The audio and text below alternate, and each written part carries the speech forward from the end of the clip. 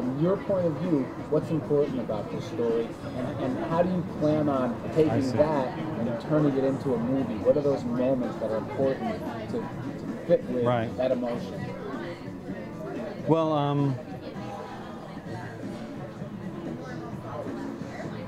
I'll be really honest with you. I'll be really honest with you. There's a number of things that happen. One of the most influential moments of the life of this film. Which film was that? This film, Seeing in the Dark, was when I went to I shadowed a crime scene photographer for 3 months in Santa Monica. His name was Pat Warwick. Because the main character of the movie is a crime scene photographer. I don't even think I told you this story. Did I tell you the story about Brianna Dean, the girl that was killed? Huh? No, that was the sock story, but this is the other one. This is the girl. Well, I had spent 3 months with Pat.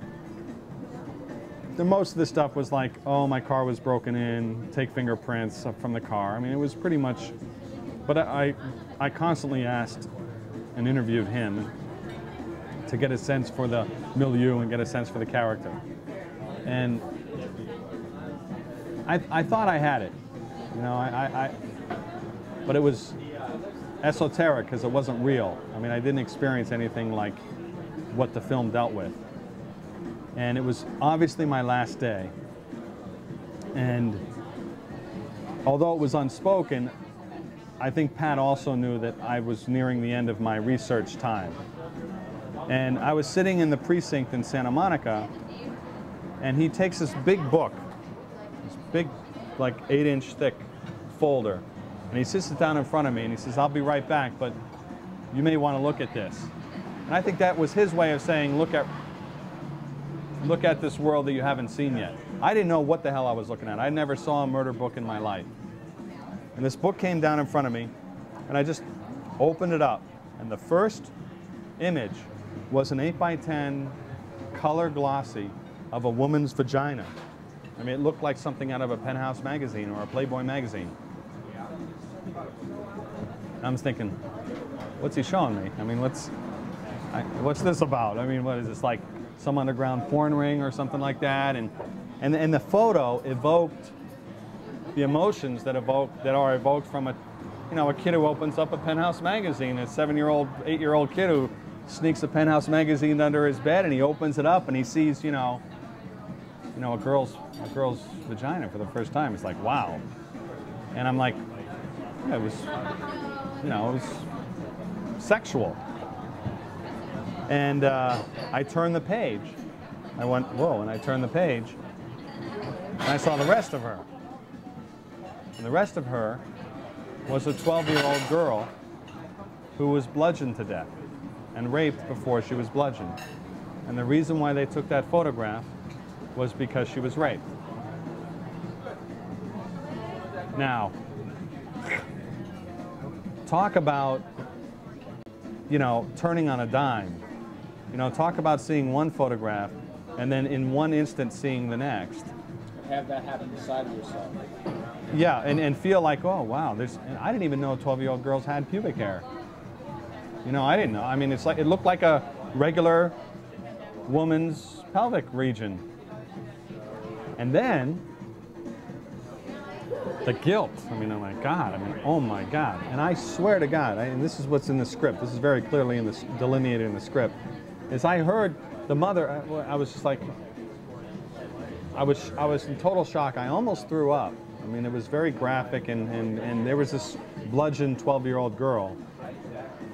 And Pat came back in the room, and I said, he saw me just like in a state of, I was numb.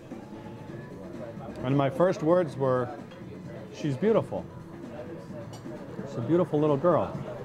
And Pat said to me, how could you tell?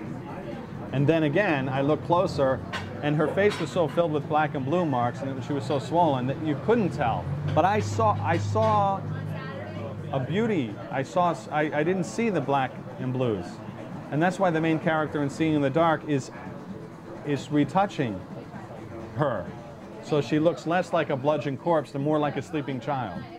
So that's what I saw beneath the surface of the photo. So, oh, it fucked me up for months. I was like, you know, I felt compulsed to have to give this girl some sort of honor. I mean, this girl would have been embarrassed that she would have been, anybody in the world would have seen her like this, first of all. And so I felt guilty because who the hell am I to be viewing this? I felt like I invaded her, I invaded her privacy, I invaded everything about her.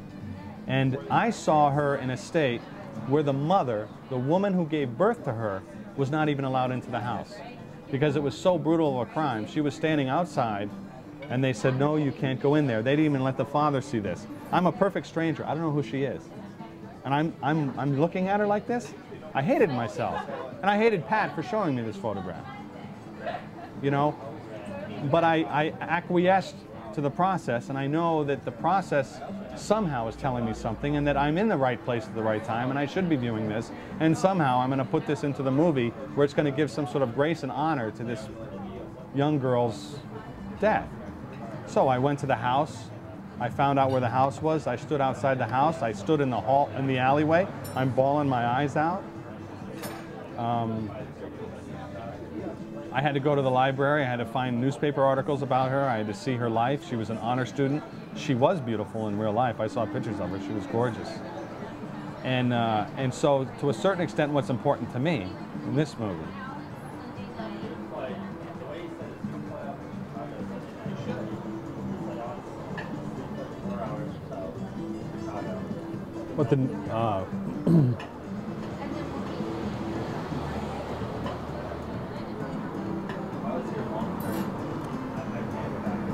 what newspapers communicate and what contemporary media communicates is irresponsible. For us to distance ourselves in any way, shape, or form from the brutality of what's happening in America in contemporary violence is our fault.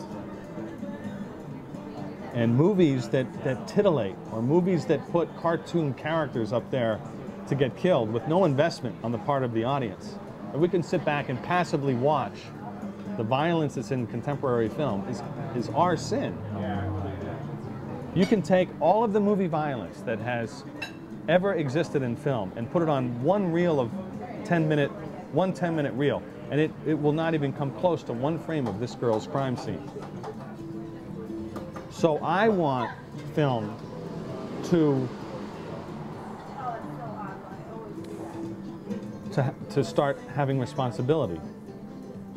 And maybe part of the responsibility is not being so easy for an audience. Maybe an audience walks out of a film and says, that's fucked. And when they open up the newspaper the next day and they read about some other fucking young girl who's been raped and bludgeoned to death from some psycho, they won't be so distanced. Maybe they'll have a personal stake in it. You know, like, you know, so anyway, I don't want to get overly dramatic about it, but that's, for me, personally, that's what's important about this movie. I mean, that's why I want to do it.